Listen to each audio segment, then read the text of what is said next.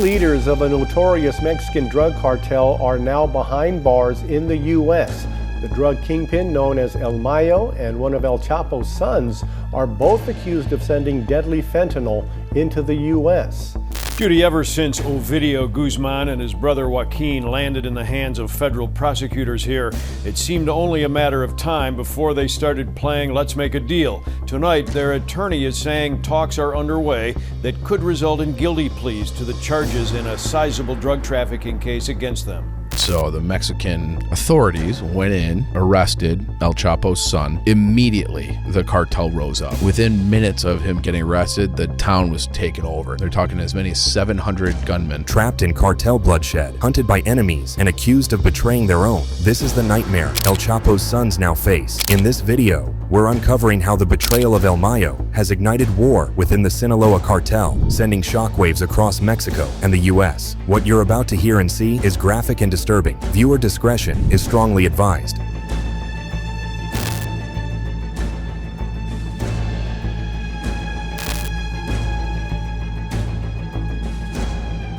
The Sinaloa Cartel has always been a force to be reckoned with, merciless, powerful, and untouchable. But today, it's mayhem. Ovidio Guzman and his brother, Joaquin Guzman Lopez, the so-called Los Chapitos and heirs to El Chapo's empire, have turned their backs on the cartel. Their betrayal has plunged the cartel into chaos. These aren't just any cartel leaders. These are the sons of Joaquin El Chapo Guzman, the man once called the world's most dangerous drug lord. The Chapitos grew up surrounded by violence and power. They inherited not only the cartel's massive wealth, but also its enemies. And now, their decisions are tearing the Sinaloa Cartel apart from within. Since last week, how does El Chapo's 38-year-old son get his father's major domo, or ruthless cartel boss twice his age, onto an unsecured airplane and over the border into the United States? It all started in July 2024, when Ovidio Guzman, known as El Raton, landed in U.S. custody after his extradition from Mexico. Alongside him was his brother Joaquin, captured during a mysterious private plane ride from Mexico to Texas. Federal prosecutors wasted no time building a case against the brothers for running deadly fentanyl networks that have killed tens of thousands in the U.S. But here's the kicker. After months of denying it, the brothers' high-profile attorney Jeffrey Lichtman revealed that plea talks are underway. That's right. El Chapo's sons are negotiating deals with the very system their father spent his life defying. If the terms are right, they're ready to plead guilty. However, Jeffrey insists on one thing: the brothers aren't cooperating with prosecutors. There's a possibility I could wake up tomorrow and be playing center for the Knicks, Jeffrey joked when asked if they'd turn informants. But the betrayal runs deeper than courtroom drama. Today, he says that approximately 4 years ago, talks began with the U.S. authorities about the possibility of voluntary surrendering, talks that culminated with the surrender of Joaquin Guzman and El Mayo in recent days, when they surrendered voluntarily and without any pressure from any Mexican or American authority. That seems to differ from what the attorney for El Chapo's son said in Chicago yesterday. There has never been an agreement with the government with Joaquin Guzman Lopez. There is no agreement. Period. Under U.S. pressure, the Chapitos allegedly betrayed one of their own, Ismael El Mayo Zambada. His July 2024 capture appears to be an inside job. It's said that Los Chapitos tipped off U.S. authorities, handing over El Mayo on a silver platter to secure their own survival. El Mayo wasn't just a boss, he was the cartel's backbone, leading it through decades of bloodshed and betrayal. Unlike the Chapitos, he avoided the spotlight, focusing on business and strategy. His arrest left a power vacuum, and it's clear that the Chapitos knew exactly what would happen next. Both American attorneys for El Chapo's son and for El Mayo about this new story of a dual surrender after 4 years of talks with U.S. law enforcement.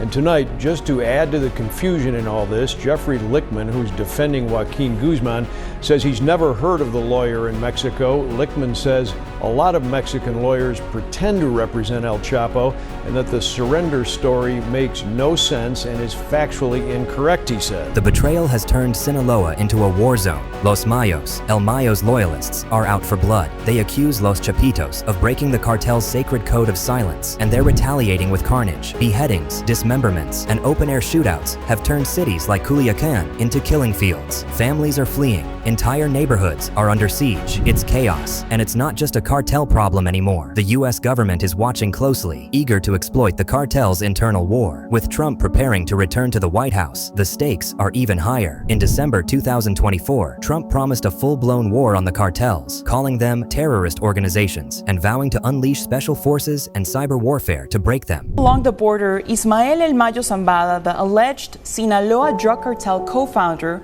released a statement today where he says he was not brought to the U.S. voluntarily. As we previously reported, Zambada, along with the son of El Chapo, Joaquin Guzman Lopez, was arrested by U.S. authorities near El Paso.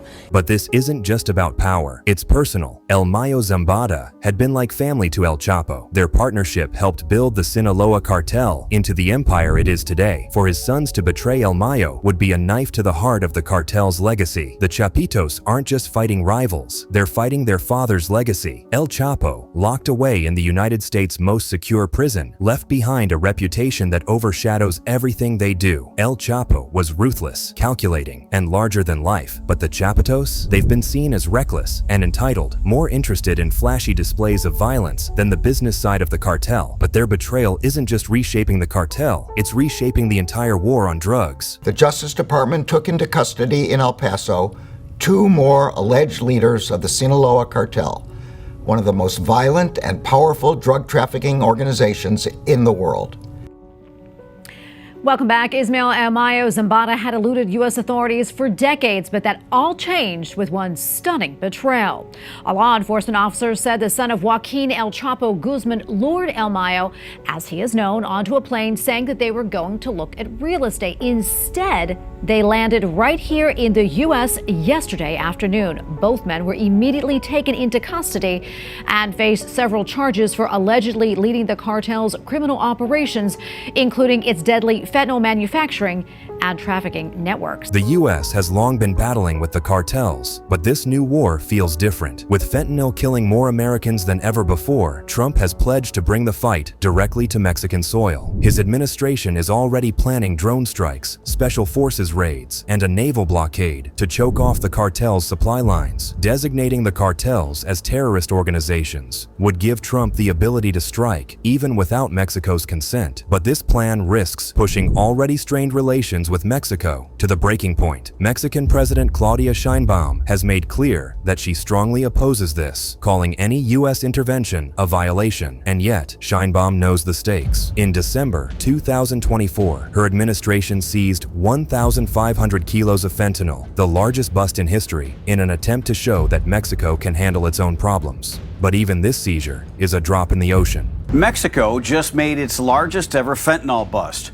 Over a ton of the synthetic opioid, enough for more than 20 million doses and worth nearly $400 million, was seized in Sinaloa, a region long linked to cartel operations. Meanwhile, the streets of Sinaloa are drowning in blood. What began as a betrayal by Ovidio and Joaquin Guzman has ignited a full-scale war between factions of the Sinaloa Cartel. The once powerful empire is broken, and innocent people are caught in the crossfire. Los Mayos, loyal to El Mayo, are out for revenge, turning the region into a slaughterhouse. Bodies are being hung from bridges, entire families are disappearing overnight, and the sound of gunfire echoes through cities like Culiacan and Los Mochis. This isn't just a war, it's a massacre. But that's not all. The chaos has emboldened rival cartels, who see an opportunity to move in on Sinaloa territory. Los Zetas, the Jalisco New Generation Cartel, CJNG, and even smaller factions are circling like vultures, adding more fuel to an already raging fire. Mexican security forces have captured the alleged cartel leader Ovidio Guzman Lopez, son of the notorious drug lord known as El Chapo. Authorities say 10 soldiers and 19 criminal suspects were killed in the operation in the city of Culiacan as cartel members tried to prevent the arrest. The city's airport was even caught up in the violence. Terrified air passengers duck for cover as their plane comes under fire during takeoff. While the cartels tear each other apart in Mexico, the United States is gearing up for a war of its own. Trump's re-election has brought a new wave of hardline policies targeting the cartels. His administration is doubling down on military tactics, invoking the Alien Enemies Act of 1798 to justify unprecedented actions. In a chilling statement, Trump declared the drug cartels will never sleep soundly again. His plans include drone strikes on cartel infrastructure, cyber attacks on their financial networks, and even deploying special forces across the border. For Mexico, that it just cannot continue. We're not going to let it continue. The United States has lost 300,000 people a year. Think of that. I don't know. I mean, how many people? Everybody you meet said, I lost my daughter, I lost my son to drugs, to fentanyl. Mostly to fentanyl, but to drugs.